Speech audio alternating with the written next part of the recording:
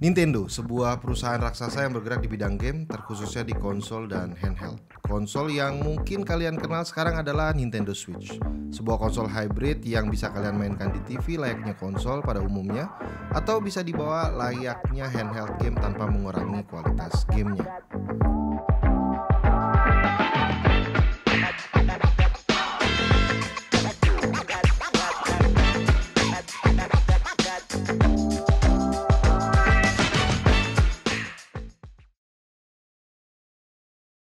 Kali ini gue pengen menyuarakan sebuah hal yang selama ini mungkin selalu terjadi dari generasi per generasi di Nintendo, yaitu harga game eksklusifnya mahal, dan selalu mahal, dan semakin mahal pada akhirnya. Dari Juli 2020 hingga Agustus 2021 telah terjual 5 game termahal di dunia. Yang pertama, Juli 2020, Super Mario Bros. Ya, si tukang ledeng yang keluar di NES terjual dengan harga 1,6 miliar rupiah pada saat itu. Yang pastinya kondisi dalam keadaan tersegel dan terverifikasi. Yang kedua, November 2020, Super Mario Bros. 3. Iya, si tukang ledeng lagi, terjual dengan harga 2,2 miliar rupiah pada saat itu. Dan yang ketiga, Juli 2021, The Legend of Zelda, si baju hijau ini terjual dengan 12,4 miliar rupiah. Yang keempat, Juli 2021, Super Mario Bros 64 terjual dengan harga 22,4 miliar rupiah. Dan yang kelima, Agustus 2021, Super Mario Bros lagi terjual dengan harga 2 miliar rupiah. Kalau lihat kasus di atas harganya tuh nggak masuk akal, but it happens. Dan kalian lihat listnya adalah dari game Nintendo. Terus kalian berpikir wajar aja karena Nintendo udah lebih dulu dalam dunia game dan itu barang yang retro, klasik, nostalgic, dan langka. Sekarang coba kalian cek. Buka toko online kalian, ketik Zelda Breath of the Wild dan lihat harganya. Yang baru dan lihat dan cari yang secondnya. Dimana semua game yang sudah keluar di awal-awal peluncuran konsol udah ambruk harganya. Dari Xbox yang udah masuk ke semua ke Game Pass, dari PlayStation yang udah didiskon berkali-kali, bahkan sampai masuk ke PS Plus. Tapi si Nintendo satu ini masih aja segitu harganya. Kenapa ya? Oke, Govin.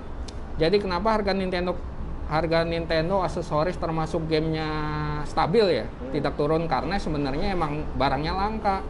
Contohnya kayak misalnya Amiibo aja sekali masuk, lu telat beli juga sangat amat jarang kalau lu berapa bulan kemudian untuk mendapatkan barang itu lagi gitu loh. Makanya kalau misalnya Nintendo mau sampai kapanpun termasuk Wii U, game-game sebelumnya juga harganya dijamin stabil lah. Karena emang ketersediaannya sendiri bisa dibilang terbatas untuk kita semua, untuk pasar Indonesia maksudnya.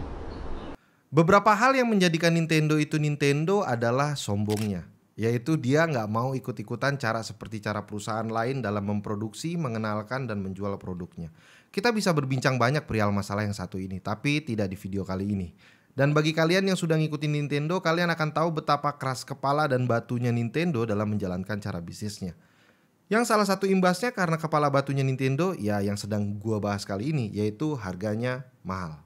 Beberapa hal yang mungkin gue bisa infokan ke kalian kenapa Nintendo harga gamenya itu tergolong terus tinggi walau sudah lewat dan kadang sudah second. Yang pertama adalah eksklusif game.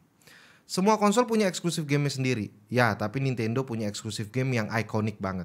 Dari Mario series yang di dalamnya terdapat Luigi, Princess Peach, Yoshi, dan yang lain-lain. Terus ada Kirby, Donkey Kong, Fire Emblem, Pokemon, Metroid, dan beberapa game eksklusif lainnya. Kalian gak akan nemuin game ini di konsol lain. Walau di mobile ada. Gak bisa nahan godaan mobile kayaknya Nintendo.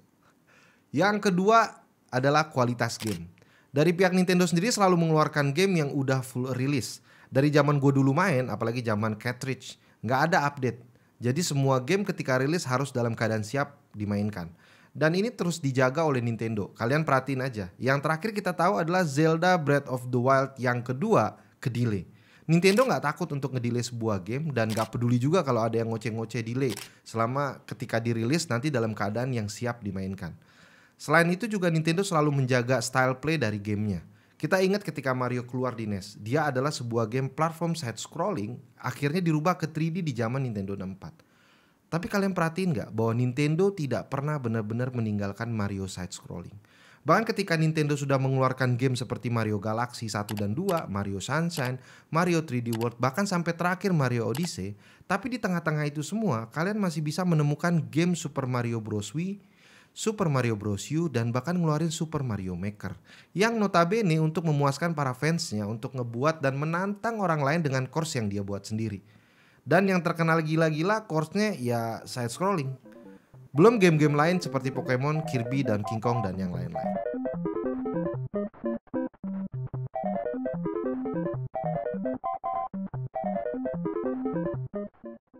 Yang ketiga, produksi yang mahal.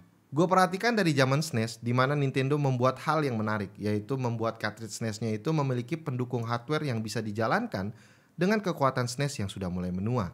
Salah satunya adalah Super FX Chip, sebuah chip yang mengakselerasi game agar lebih baik performance-nya. Walau hanya 10 game aja yang menggunakan chip ini. Salah satunya adalah Star Fox, sebuah game yang 3D polygon dimainkan di SNES. Dari gambarnya sih nggak bagus-bagus banget kalau dilihat, tapi it works. Lalu ada mini disc di GameCube yang diproduksi oleh Nintendo dengan Panasonic. Dibuat berbeda dengan kompetitor yang lain yang sudah menggunakan DVD disc, Nintendo lebih memilih untuk membuat mini DVD.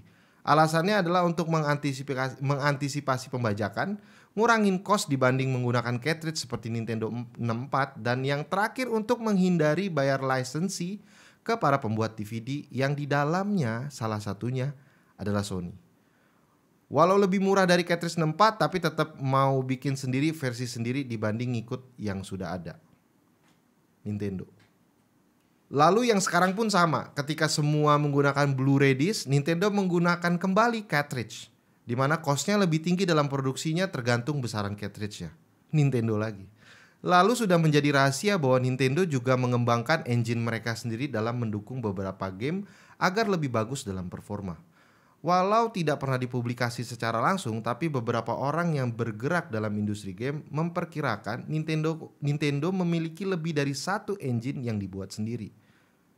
Tetapi Nintendo juga masih menggunakan beberapa engine yang umum seperti Unity dan juga Havoc serta Unreal.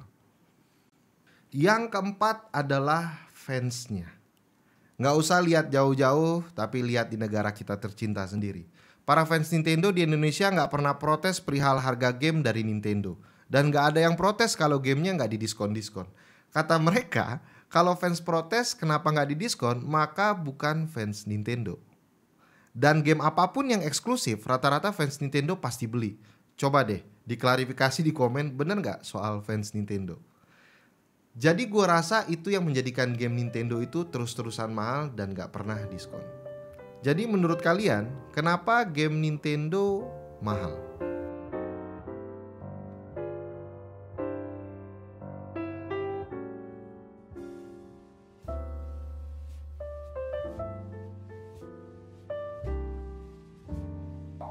Oke, nama saya Denis.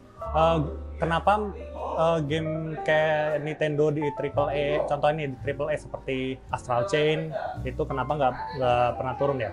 Kalau menurut pendapat gue sih, itu game yang eksklusif gitu buat saya. Buat Nintendo itu kan ngeluarinnya yang AAA itu hanya ada di konsolnya dia sendiri. Jadi menurut saya ya harganya nggak akan turun-turun, soalnya hanya rilis di konsol itu saja gitu. Di Nintendo ya, seperti di Mario, Pokemon, itu nggak ada di platform lain, makanya jadinya harganya stabil. Pendapat saya cuma itu aja sih. Gue Rafli, menurut gue mungkin karena jarang kali ya main ya. Jarang yang main. Jarang yang main. Jarang yang punya kali. Ya berarti harusnya harganya turun dong. Ya lo jarang main tapi di main mungkin. Kalau dari kualitasnya gitu misalnya. Kualitas B aja sih sebenarnya. Udah itu. Ya udah.